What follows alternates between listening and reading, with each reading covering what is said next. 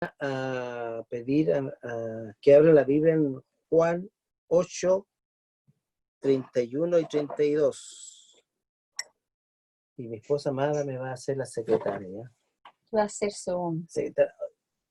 Juan 8, 31 y 32. Sí. O el que lo tenga también lo puede leerse, porque lo encuentra primero Juan 8. Ya dice, luego Jesús empezó a decir a los judíos que habían creído en él: si ustedes siguen obedeciendo mi enseñanza, serán verdaderamente mis seguidores. Conocerán la verdad y la verdad los hará libres. Amén. Algo que nosotros debemos desarrollar en nuestra vida es, primero obviamente dice acá, si vosotros permanecéis en mi palabra, sois verdaderamente mis discípulos. ¿Qué nos quiere decir esto? Que hay alguien que tiene el amorcito de que él está con... ¿Qué es lo que es permanecer? Ya. ¿Sí o no? Ya.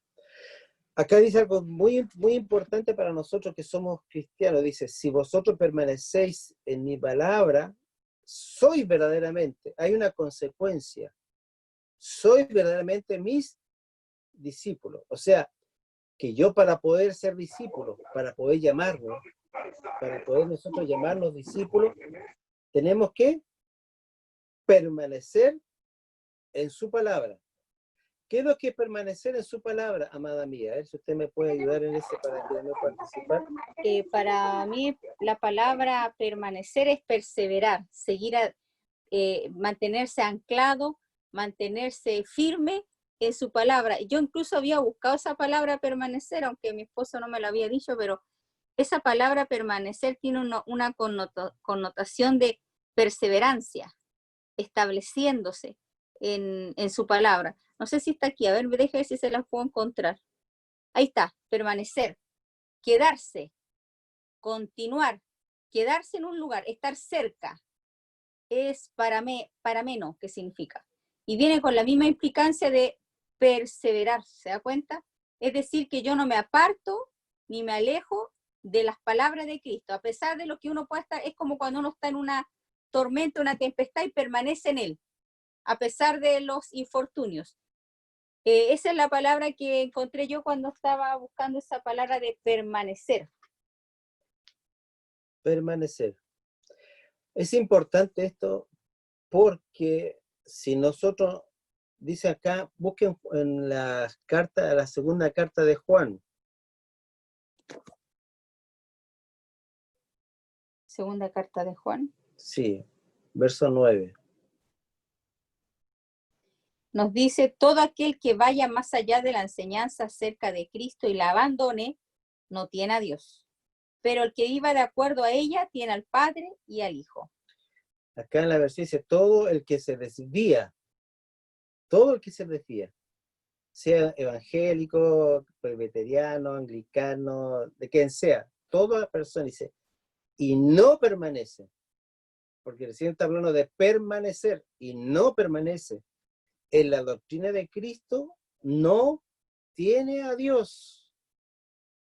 No tiene a Dios. O sea, toda persona que en algún tiempo estuvo yendo a un lugar, a una reunión, y por X motivo se desvía, dice, no tiene a Dios, dice, el que permanece en la doctrina, este tiene al Padre y tiene al Hijo. Por eso es que es importante tener una sana doctrina y debemos permanecer en la doctrina. ¿Para qué? ¿Para qué tengo que permanecer en la palabra? Dice, y conoceréis el resultado de permanecer en la palabra es ser realmente su discípulo. Vamos a ver, dice. Es su discípulo para posteriormente y conocer la verdad. Y a través que conozco la verdad, esa verdad me hace libre. O sea, hay un proceso. Primero debo permanecer, debo discipularme a través de la palabra, a través del Señor.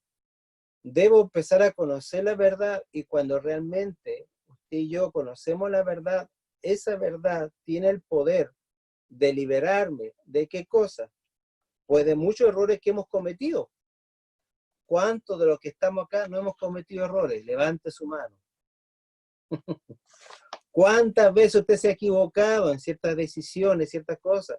¿Entiende? Cada uno de nosotros lo hemos apartado de ver en alguna ocasión. ¿Por qué? Porque no hemos permanecido en la verdad. Y eso acarrea un desvío. Usted sabe que la vida cristiana es un camino. Y usted anda por un camino. Cuando nosotros nos salimos del camino, ahí empezamos a hacer cosas que contradicen un poco la palabra. Y eso me lleva a andar en tinieblas. ¿Me entiende usted? Porque cuando, voy a poner el caso, una de las cosas que más yo veo en la iglesia, voy a hablar de la iglesia, es cuando hay rencor, ira y se aborrecen los hermanos. Usted sabe que una persona que aborrece a un hermano, él anda en tinieblas, lo dice en Juan. Entonces no puede andar, veamos lo que dice acá primera de Juan. Primera de Juan. Primera de Juan 2:10. Primera de Juan 2:9 dice. Primera de Juan 2:9 dice. El que dice estar en luz. El que dice andar en luz y aborrece a su hermano, ¿qué dice? Está en tiniebla. Verso 10. El que ama a su hermano permanece en luz y no hay tropiezo en él. Verso 11. Pero el que aborrece a su hermano está en tinieblas y anda en las tinieblas y no sabe a dónde va, por cuanto las tinieblas le han cegado los ojos. O sea, que cuando yo me resiento con alguien que es de una iglesia, un hermano, mis sentidos espirituales, porque no está hablando físicamente, sino está hablando espiritualmente, mis ojos dejan de ver. Porque hay algo que tenemos que desarrollar en nuestra vida cristiana. Tenemos que ver como Dios ve. Tenemos que ver como Dios ve. Dios no nos ve a nosotros como nosotros nos vemos, ni tampoco ve a los pecadores como nosotros lo vemos. Porque muchas veces nosotros, cuando ya estamos caminando en una iglesia, caminando en una congregación, empezamos a nosotros a juzgar a los demás afuera y condenarlos. Y Dios nos vino a condenar. Por eso es que de repente hay un evangelio de condenación. Y Dios nos vino a condenar al mundo. Nos vino a condenar al mundo. Yo me paro en esa verdad, hermano, y yo lo voy a defender. Dice acá en Juan capítulo 3. Juan capítulo 3.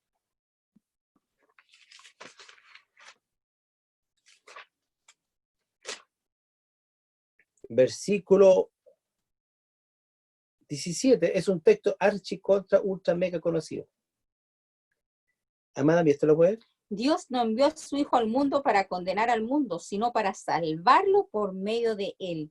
El que cree en el Hijo de Dios no será condenado, pero el que no cree ya ha sido condenado por no haber creído en el Hijo único de Dios. Lo que yo quiero destacar es que Dios no vino a condenar.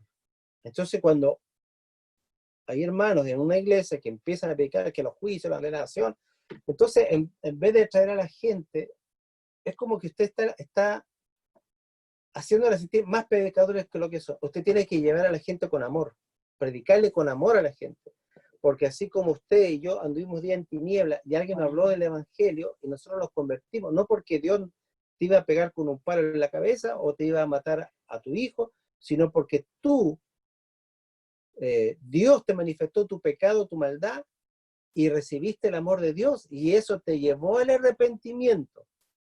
Obviamente que cuando se predica el evangelio, se predica la luz, y la luz alumbra las tinieblas. Entonces, cuando Dios predica, nuestras tinieblas se manifiestan. ¿Y cuál es la respuesta que debemos dar? Perdóname, Señor, porque he pecado, me arrepiento, mi corazón se vuelve a ti, viene la salvación. Porque Dios, cuando habla, manifiesta luz. Siempre cuando Dios habla a través de un instrumento, a través de su palabra, manifiesta luz, porque Dios es luz, no hay tiniebla en él. Entonces, cuando nosotros recibimos el mensaje, inmediatamente Dios nos da su luz. Y yo puedo ver cómo estoy, puedo ver mi condición. Y ahí yo me arrepiento. Por eso que la palabra tiene que ser expuesta, porque la palabra es luz. ¿Lo dice así? Tu palabra es lumbrera a mi camino y lámpara a mis pies. Lámpara es a mis pies tu palabra y lumbrera a mi camino. ¿Qué es lo que es la palabra? Es luz. Entonces, cuando nosotros somos expuestos a la palabra y cuando permanecemos en la palabra, Dios empieza a alumbrar nuestra condición. Obviamente, ya nosotros pasando la primera etapa del arrepentimiento y nacer de nuevo, empieza un proceso donde Dios va a empezar a depurar y a eliminar ciertas cosas o a decirte ciertas cosas que todavía quedan en ti. Y eso se refiere a una transformación. Dios empieza a pulirte, a sacarte todas esas cosas que a veces todavía cargamos sin darnos cuenta. Por eso que cuando Dios se manifiesta nuestras tinieblas. No sé si a usted le pasa, pero cuando yo me arrodillo, cuando yo me pongo a orar, inmediatamente Dios me hace ver cuando yo he hecho algo malo o algo equivocado, Él inmediatamente, porque esto el Espíritu Santo inmediatamente lo hace con nosotros. Él no espera un día más, una semana más. Inmediatamente te dice que estás mal. Porque Dios quiere tu santificación. Dios no va a esperar una semana para decirte que estás mal. Dios inmediatamente, si tú le buscas de corazón, te arrodillas, Dios inmediatamente te dice dónde has pecado, dónde has hecho el error y te da el camino para volverte a Él. Esa es la manera que trabaja el Espíritu Santo. No viene a condenarnos. No viene a condenarnos. Yo lo digo categóricamente a todos mis hermanos, porque más de alguna vez nosotros hemos sentido ese sentimiento de condenación y de culpa, más de alguna vez. Y eso nos lleva a la inutilidad espiritualmente. Entonces, ¿qué es lo que hace? La palabra nos expone, nos alumbra, nos vemos como somos, vemos que tenemos que ser transformados. Empiezo a anhelar a ser transformado, empiezo yo a tener esa lucha con el hombre viejo. Empieza una batalla. Porque acá en Santiago, mira, no estoy hoy día predicando lo que voy a enseñar. Gloria a Dios. Que el Espíritu Santo los guíe. Santiago Que batallan con vuestra alma. 4:1.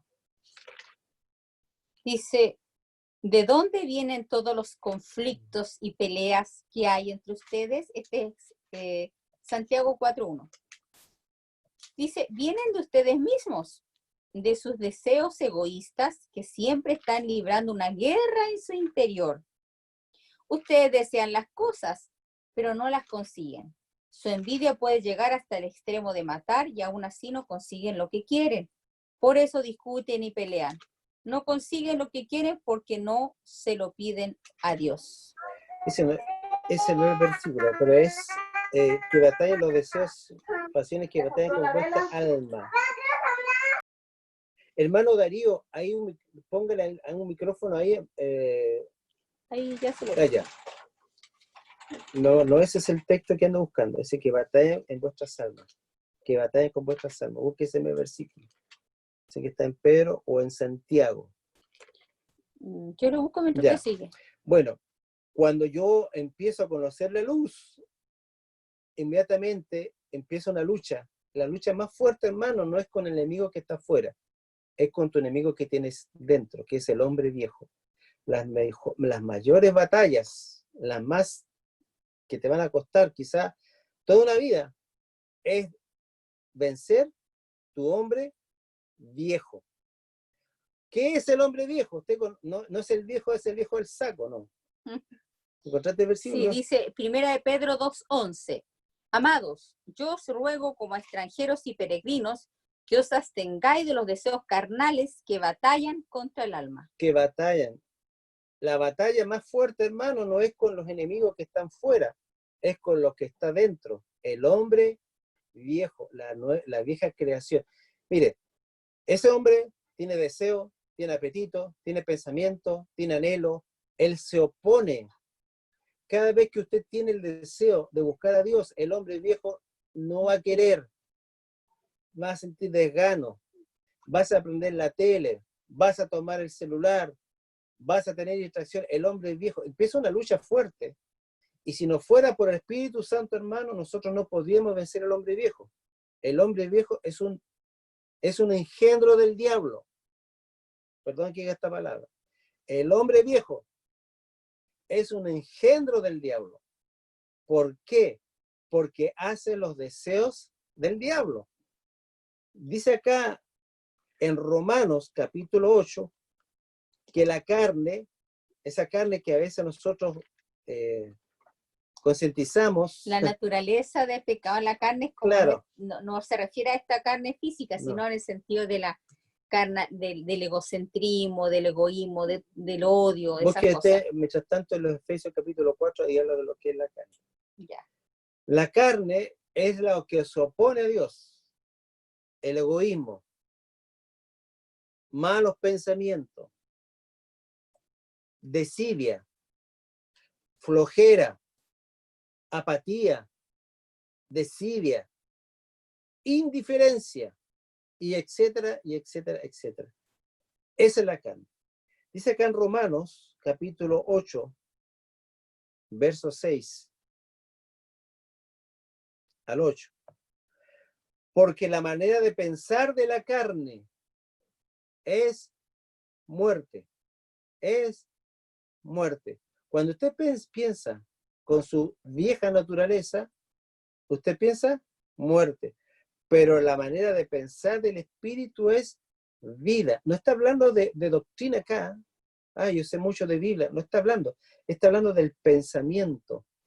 Dice, pero la manera de pensar, la manera de que yo concibo unas cosas, la manera que yo veo las cosas, la manera que yo veo, por ejemplo, la relación matrimonial, la manera que yo veo mi matrimonio humanamente, cuando yo busco quizá en una relación el ser satisfacido y no satisfacer, es que mi carne está un argumento. Pero si yo empiezo a pensar lo que es del espíritu, porque el espíritu anhela las cosas de Dios, las cosas del espíritu, va en contra del odio, en contra del egoísmo, es una batalla. Dice, porque la manera de pensar de la carne, verso 7, es enemistad contra Dios. ¿Qué es lo que es la carne? Enemistad, es peleonero con Dios, pues no se sujeta a la ley de Dios, porque tampoco puede. Así que los que están en la carne no pueden agradar a Dios. O sea, cada vez que yo recibo una palabra de Dios, cada vez que Dios alumbra mis tinieblas, empieza una batalla. ¿Por qué? Porque la luz quiere entrar, está entrando, pero la carne se opone, la resiste. ¿Y cómo yo venzo entonces? ¿Cómo yo venzo esto? Acá lo dice. En el verso Romanos 8, verso 13. Pero si vi conforme a la carne, estoy a punto de morir. Pero si por el Espíritu hacéis morir las obras de la carne se manifiesta. Voy a hablar un poquito y voy a tomar este versículo de la carne porque creo que a todos nos va a refrescar un poco de ver nuestras carnalidades de repente que florecen. Gálatas capítulo 5, lo dice más claro, vamos a ver las obras de la carne. Yo sé que es un tema a lo mejor que la mayoría que sabida, pero hermano, la lucha que un día, por ejemplo, le pongo un caso, un día el encierro usted te puede llevar a la ansiedad, al temor, a la preocupación, a la ira, o al enojo, o a la impotencia, o a la rabia, o a la incredulidad. Se manifiesta la carne. Gálatas 5, verso 19. Pero evidentes son las obras de la carne, evidente, o sea, se puede ver. Manifiestas. O manifiesta. O sea, usted puede ver cuando uno anda en la carne, o los hermanos andan en la carne, dice, que son fornicación. Esa palabra fornicación involucra todo acto ilícito fuera del matrimonio en el área sexual. La inmoralidad, la adultez, etcétera, etcétera. Involucra todas esas cosas. Fornicación, impureza, lascivia, idolatría, hechicería. La hechicería es una obra de la carne. Hostilidades. Imagínense cuando somos hostiles. Contienda, cuando hay pelea en una casa, en un hogar, hay obras de la carne. Cuando todo el día es como perro y gato, hay obras de la carne. Entonces, esa es la lucha más grande. Si nosotros no sabemos vencer en nuestra naturaleza vieja, es imposible que podamos conquistar afuera, porque Dios trabaja de adentro hacia afuera. Tenemos que conquistar tenemos que hacer morir nuestro hombre viejo. Y dice así, celos, enojo. ¿Somos enojones nosotros o no? ¿Somos enojones? ¿Somos mechita corta? Sí, sí. Sí, amén. Ahí va a sentir. Bueno, aleluya por la verdad no será lindo, aunque me cuesta, me da vergüenza, pero soy así. O sea, no soy así, sino en mi carne, porque esto no es. Enojones, rivalidades. Entonces, ¿lo que es la rivalidad? Yo quiero tener una mejor casa, mejor auto, mejor trabajo, yo voy a competir con alguien. No, yo voy a predicar mejor que este hermano porque tengo una rivalidad, porque veo que Dios usa muchos hermanos y yo quiero ser mejor que él. Rivalidades, aún en las cosas espirituales uno puede ser. Mira, aún en las cosas espirituales nosotros podemos tener actitudes carnales.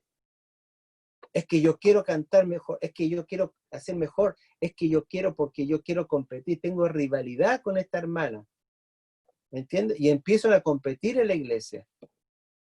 Hace años atrás, Norman Parry construyó un testimonio de 3 ancianas que tenían el misterio profético. Pero, ¿sabe usted lo que hizo? Hacían estas 3 ancianas, competían cuál de ellas 3 era más usada por Dios, y usaban en la iglesia como un campo de golf, como un campo de fútbol.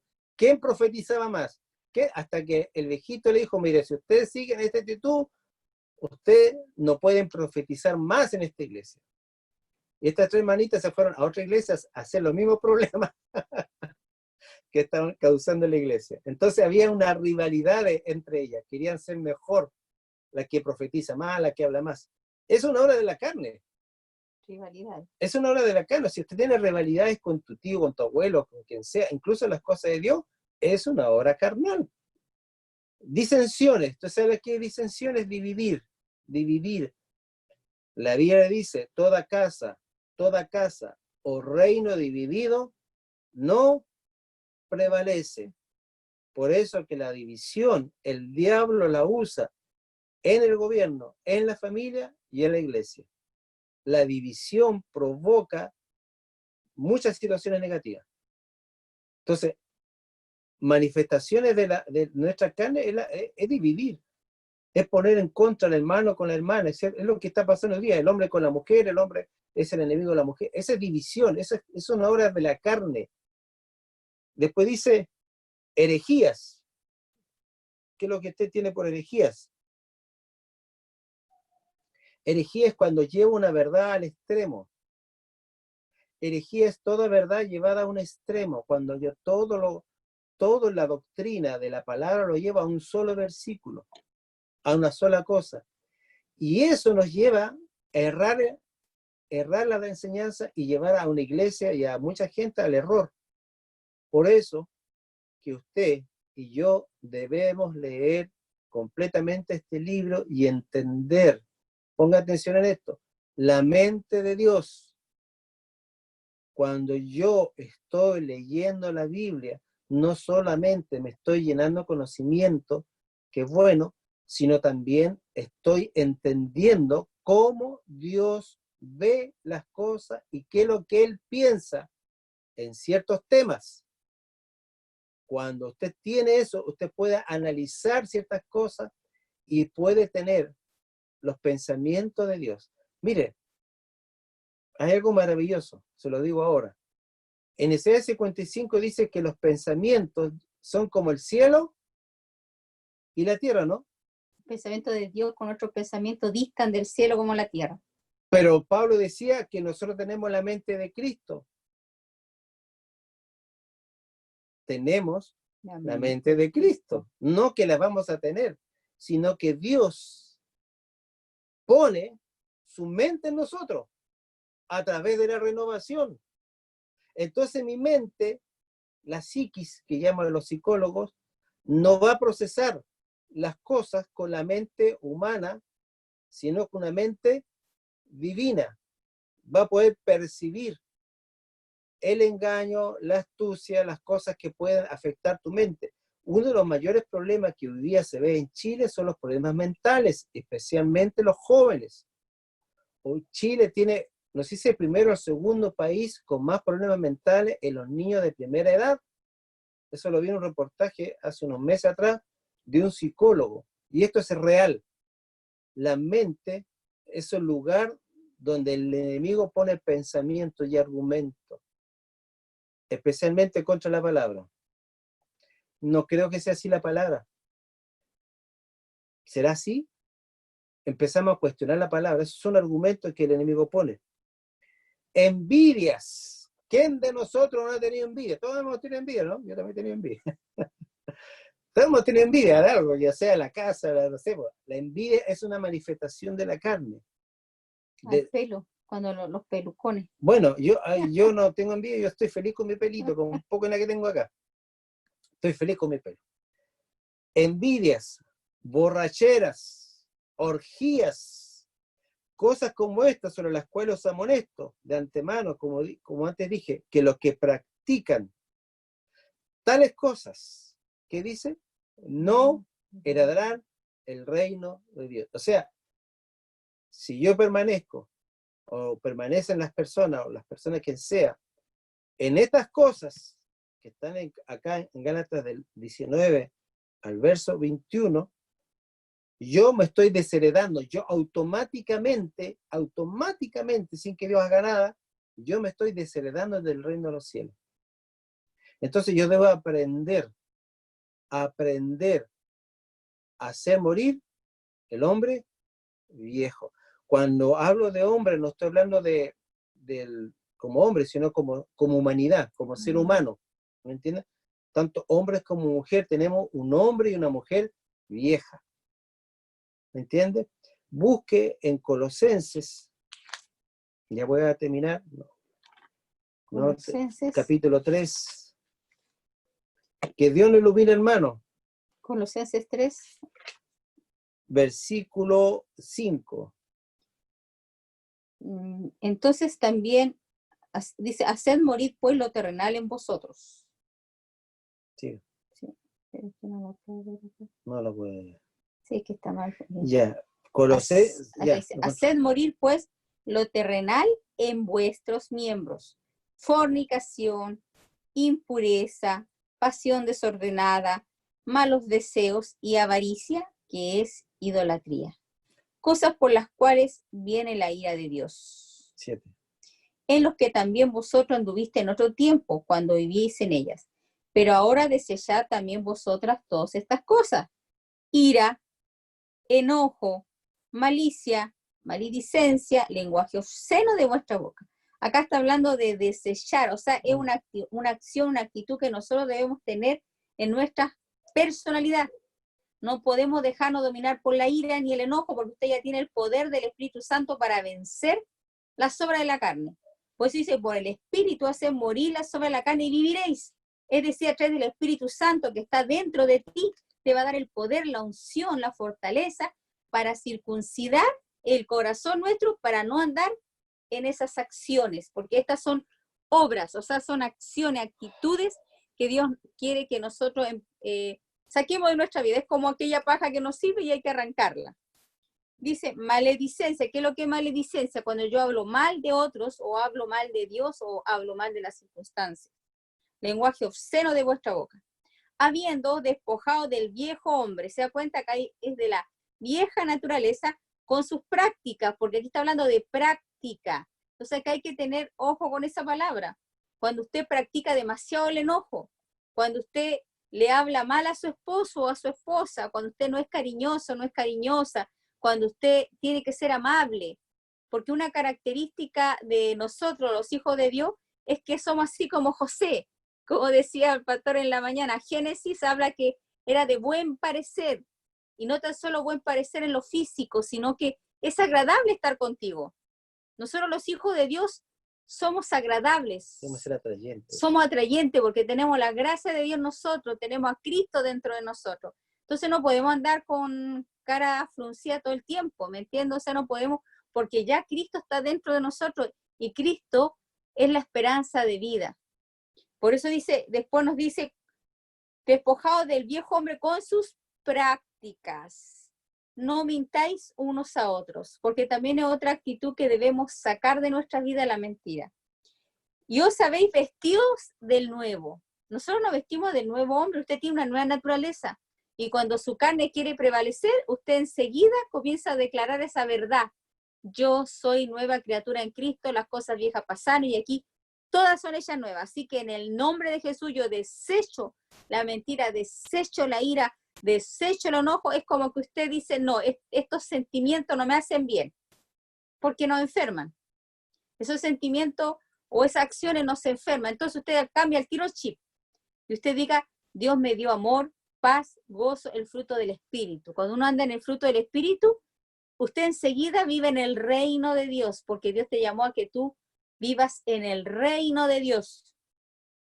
Dice, yo sabéis vestido de nuevo que está siendo renovado. Es una acción continua, que está siendo renovado día tras día. La vida del justo como la luz de la aurora que va en aumento hasta que el día es perfecto.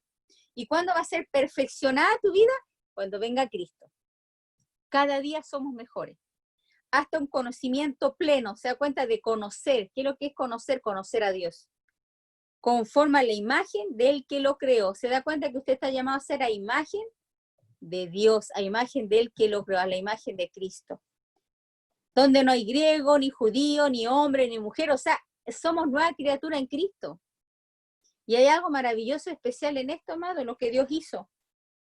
Cristo es todo y en todos. Así dice acá mi Biblia. Cristo es todo y en todos. Vestidos pues, como escogidos de Dios. ¿Tú eres un escogido? Amén. Yo soy una escogida de Dios. Entonces, ¿qué tenemos que hacer? Vestirnos. Cuando usted se viste de una ropa, usted se la coloca, ¿cierto? Ya, colóquese el amor, colóquese la paz, colóquese, dice, de entrañable compasión, bondadosos, humildes, mansos. Por eso que cuando usted se sienta o se escuche que le está hablando mal a su prójimo o ásperamente a la señora, y dice, ay, qué tan que soy, cómo no se te ocurren las cosas, ay, cuidado con eso. O la esposa, son ásperos con los esposos también. Reciba a su esposo con un beso, con un cariño, dele amor a su marido. Soportando, dice soportarse los unos a los otros y perdonándose. Lo que más hay que trabajar en el perdón. Los unos a los otros, y si alguno tiene queja, ¿qué es lo que es una queja? Ay, que ya estoy hasta acá con que me hizo mal la comida, no sé. Dice, no me gusta tu forma de ser, que aquí, que allá. Dice, si tienes queja contra él, perdónale. Como Cristo también te perdonó a ti. Como el Señor en verdad os perdonó, así también ustedes perdonen. Y sobre todas estas cosas, dice, el amor, el cual es el vínculo de la perfección. Por eso, amado, pidámosle a Dios ese amor. Llena nuestro corazón de ese amor, Señor. Quiero amar como tú amas. Dígale así al Señor. Señor, yo quiero amar como tú amas. Enséñame a amar como tú amas a mi esposo, a mis hijos, a mis hermanos, a mi prójimo, Señor. Te necesito, Dios. Y la paz de Cristo, que es nuestro árbitro, dice, en nuestros corazones, la cual ciertamente fuiste llamado a un solo cuerpo y sed agradecidos. Acá está hablando de la paz como un árbitro. Y la paz que usted siente, si usted no tiene paz, usted tiene que buscar qué pasa, por qué no puede sentir esa paz, o por qué usted está con ansiedad, o porque mire, cuando nosotros andamos en la carne, uno pierde la paz. Anda malhumorado, anda idiota, no quiere nada, contesta mal. Esas son las obras de la carne. pero cuando usted vive en el espíritu te empieza a dar vida. Mire, lo importante, hermanos, es que en este tiempo que estamos en cuarentena podamos practicar esto. No es conocimiento, es práctica. Mire, cuando realmente nosotros empezamos a practicar, usted examínese, cuando está pasando estas crisis, brota todo lo que está todavía vivo. ¿Cómo usted sabe cuando está viva su carne? Cuando por cualquier cosa usted se irrita. Porque uno de los frutos, vamos a analizar los frutos. Por cualquier cosa usted pierde el control. ¿Y sabe usted dónde sabe que pierde el control? Cuando usted empieza a hablar mal.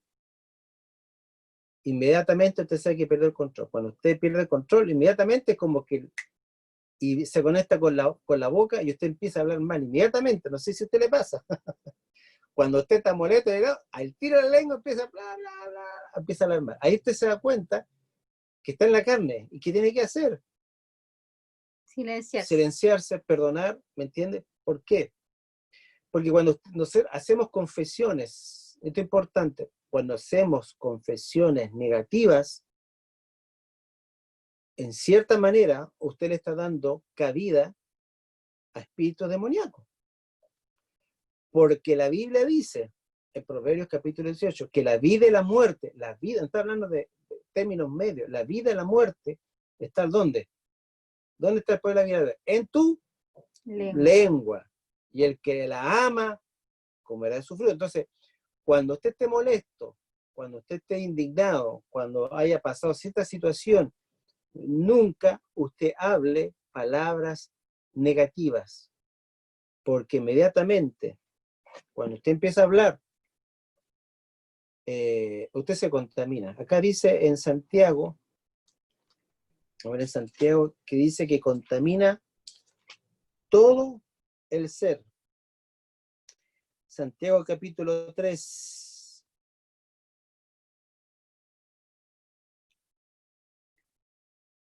(3:7). Sí. Dice, con ella bendecimos al Señor y Padre, y con ella maldecimos a los hombres hechos semejanza de Dios. De la misma boca sale bendición y maldición. Hermanos míos, no es necesario que estas cosas sean así. Dice, ¿cómo puede producir aceitunas y una vid higos? Tampoco de los salados brota agua dulce. O sea, no podemos hablar de idioma. O hablamos dulce o hablamos salado, pero no podemos, amado, caer en eso. Después dice, porque toda la naturaleza, tanto de bestias como de aves, como de reptiles y de seres marinos, es domada y ha sido domada por la naturaleza humana, pero ninguno es capaz de domar la lengua del hombre, porque yo creo que todos nosotros hemos pecado con la boca. Un mal inquieto, llena de veneno mortal, imagínense, tiene veneno mortal, y en el versículo 6 dice, también la lengua es un fuego, dice, el cosmos de la iniquidad.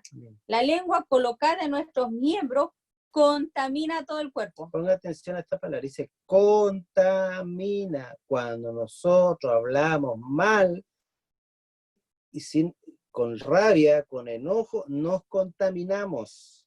¿De qué se contamina usted? De demonio. De espíritu. Por eso que nosotros los cristianos no debemos hablar mal, aunque de repente tenga usted los deseos, le broten, incluso aunque usted sea justificado lo que usted piensa de esa persona, no lo diga, porque cuando usted empieza a hablar, y sabe usted que cuando usted empieza a hablar, esas palabras que usted lanza son como un boomerang, tarde que temprano llegan hasta donde las mandó. ¿Me entiende usted? Porque las maldiciones viajan en el tiempo, y si esa persona está quemando la integridad, se revuelven. Nosotros, hermanos, mire, vivimos en un mundo físico, pero paralelamente hay un mundo espiritual. Y el mundo físico se mueve por influencias espirituales. El que gobierna realmente no es lo natural, sino lo espiritual. Si yo desato una maldición, afecto el mundo espiritual de esa persona, ya sea para bien o para mal. Entonces, cuando nosotros hablamos mal, especialmente cuando yo me quejo, nosotros debemos evitar quejarnos, ya sea de del gobierno, del presidente, del hermano, del pastor, de la iglesia. Debemos evitar de quejarnos Forma despectiva. en forma despectiva, en forma sarcástica, en forma de destruir la credibilidad, etc. Nosotros no debemos hacer eso, porque eso nos contamina, y se contamina todo el cuerpo. La lengua Todo el incendia. cuerpo, o sea, todo tu cuerpo se contamina, se ensucia, ¿me entiendes? Y obviamente no está hablando de una sociedad física, sino una sociedad espiritual. Entonces, para nosotros ser eficaz en nuestra vida espiritual, para nosotros recibir las bendiciones, tenemos que frenar, ¿qué cosa? La lengua. La lengua. Mire, es lo que más nos cuesta. Busque 1 de Pedro capítulo 3.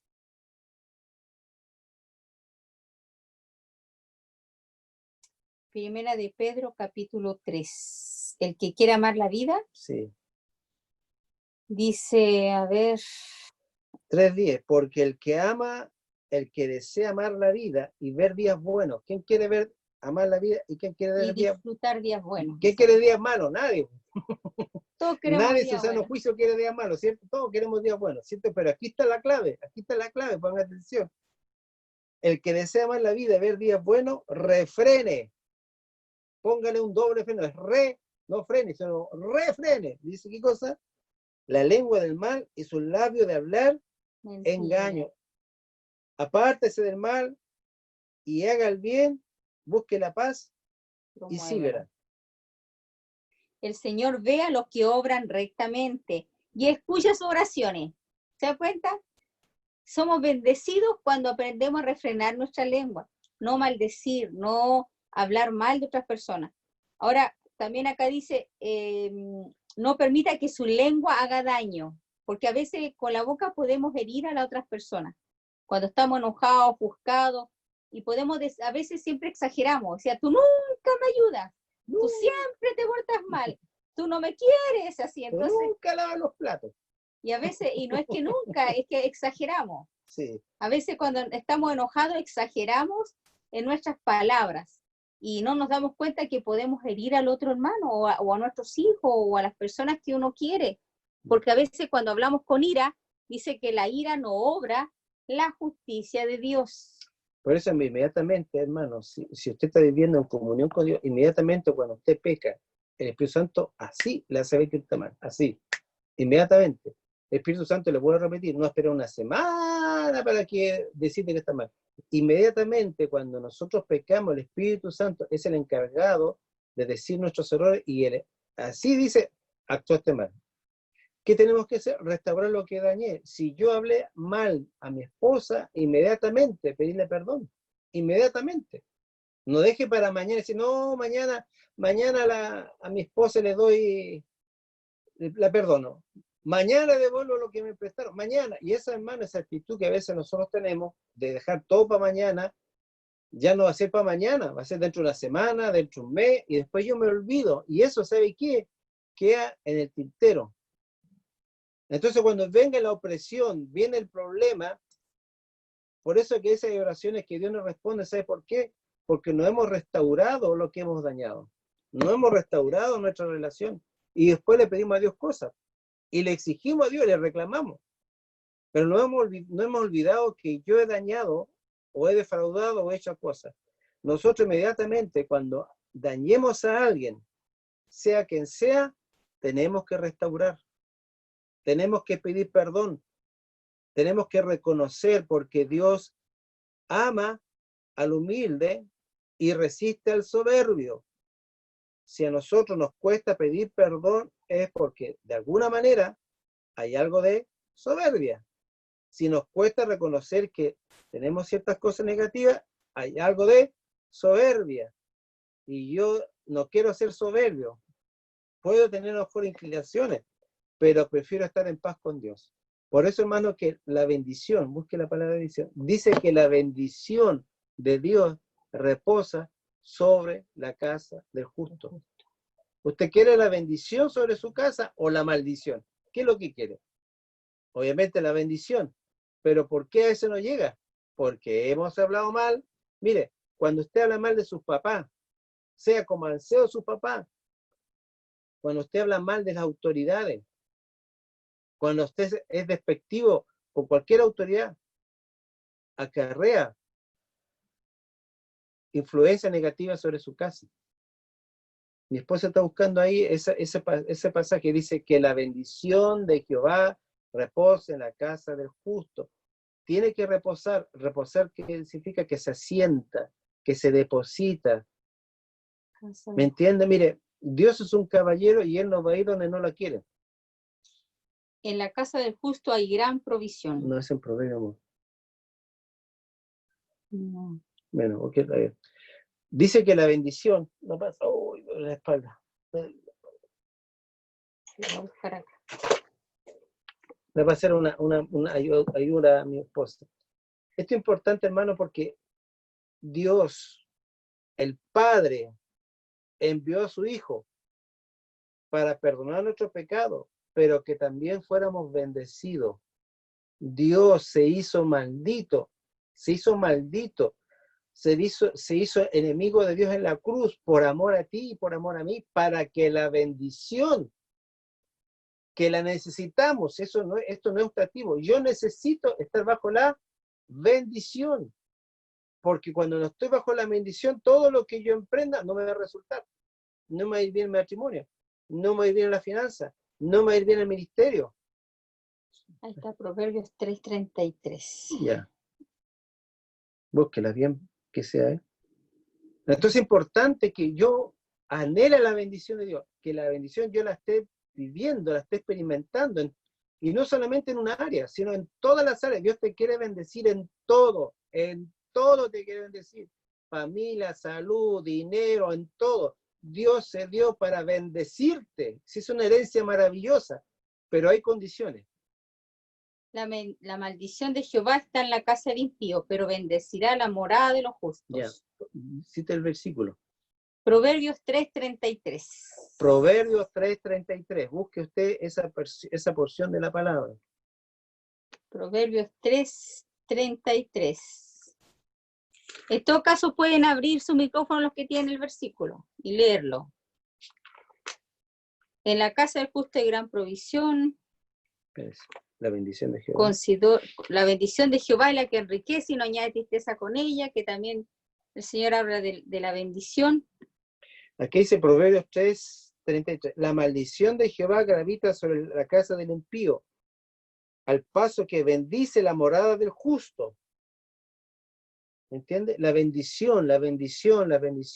Mira, usted y yo fuimos llamados para heredar bendición, no para maldición, hermano, no. Dios no quiere eso para ti. Dios te llamó para heredar bendición. Pero pastor, es que yo soy... No, es que Dios ya lo dio. Dios dio su bendición. Dios nos bendijo ya. Pero el problema está que a veces... La maldición de Jehová está en la casa del impío, pero bendecirá la morada de los justos. Pastor, Dígame.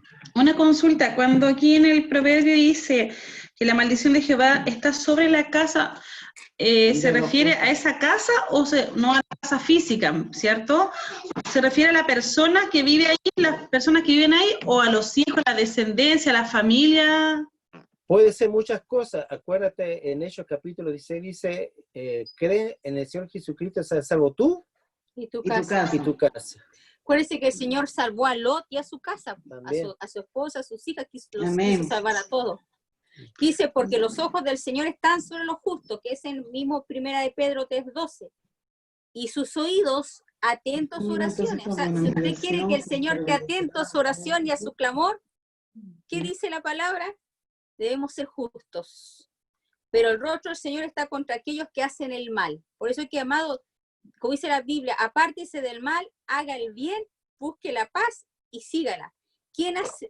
¿Y quién es aquel que os podrá hacer daño si ustedes hacen el bien? O sea, si nosotros hacemos el bien, ¿quién nos puede hacer daño, amados?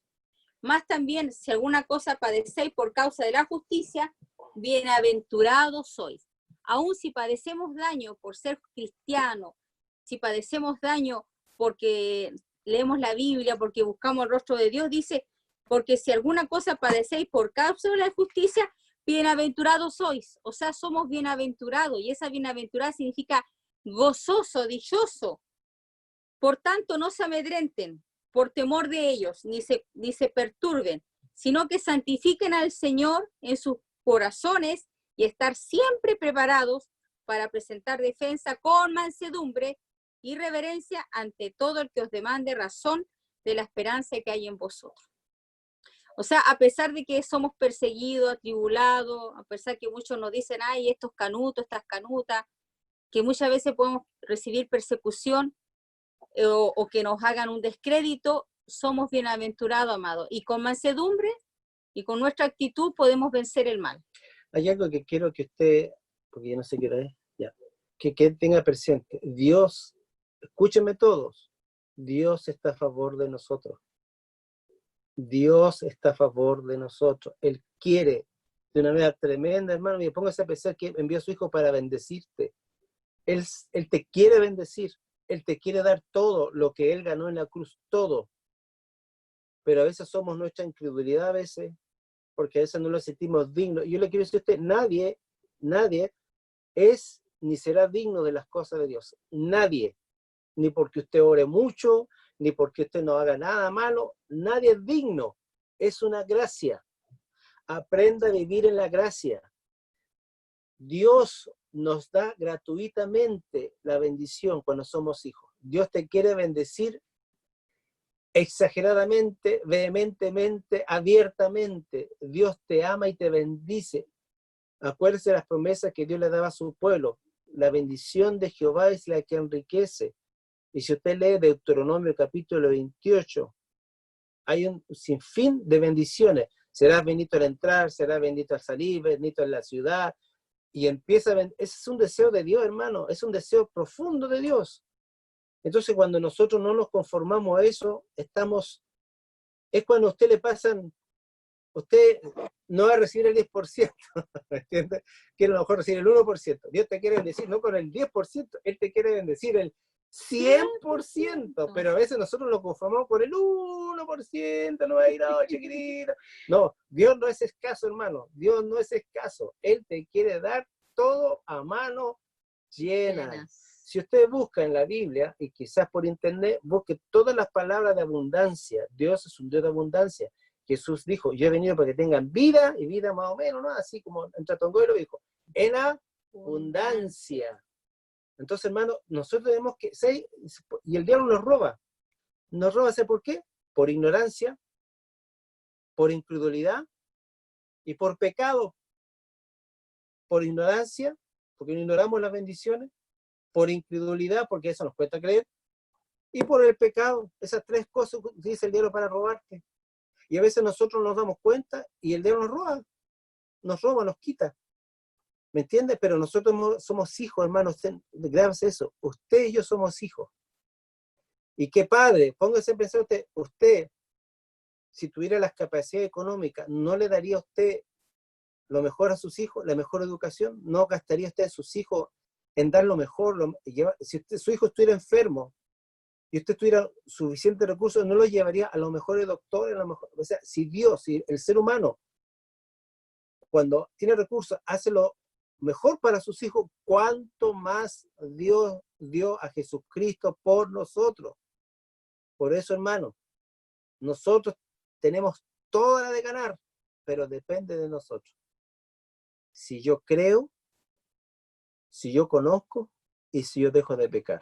Esas tres cosas impiden a veces la bendición de Dios. La ignorancia, porque Jesús dijo, ignoráis la Escritura y el poder de Dios. La incredulidad, porque sin fe es imposible agradar a Dios.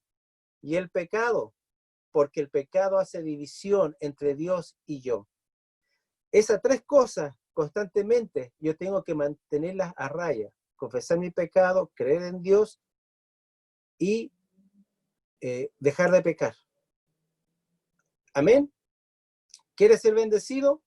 Amén. ¿Quieres ser bendecido pero en todo y en abundancia? Creámosle a Dios. Dejemos el pecado y no seamos ignorantes, hermano. Mi pueblo fue llevado cautivo porque le faltó conocimiento. Mi pueblo, no está hablando de la gente que no conoce a Cristo, dijo, mi pueblo, lo que yo he redimido, he llevado cautivo, porque le falta conocimiento.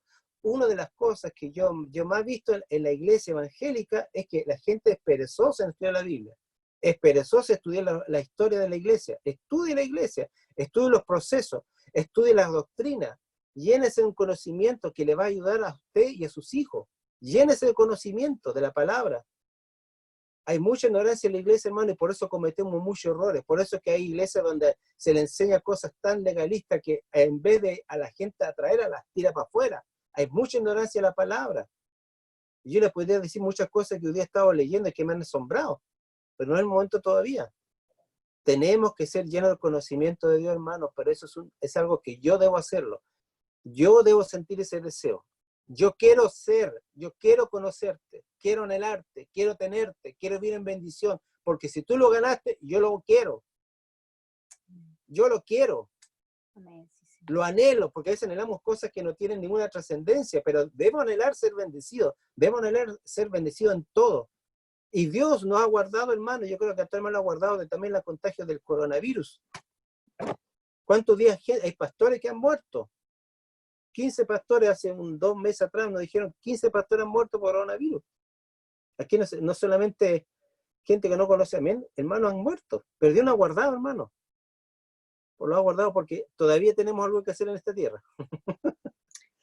Todavía hay algo que yo y usted y yo tenemos que hacer. A lo mejor no una gran cosa, o quizás sí, no sabemos, pero vivamos de ahora en adelante, conociendo a Dios, creyendo en Dios, y vivir sin pecado, se puede. ¿Por qué lo va a hacer en ti? Amén. Amén, hermanos. Mire, tenía otro tema que dar un día, otro. Lo tenía ya escrito y todo, pero si Dios quiere hablar esto, Amén. si nos quiso tirar un poco la oreja, gloria a Dios, porque de alguna manera sé que anduvimos un poquito así. Mejor exhortación manifiesta que amor oculto, dice la palabra. Así que esta ha sido la palabra para un día. Amén. Dios me los bendiga y me los fortalezca, mis amados, en todas las cosas. ¿Se recuerdan?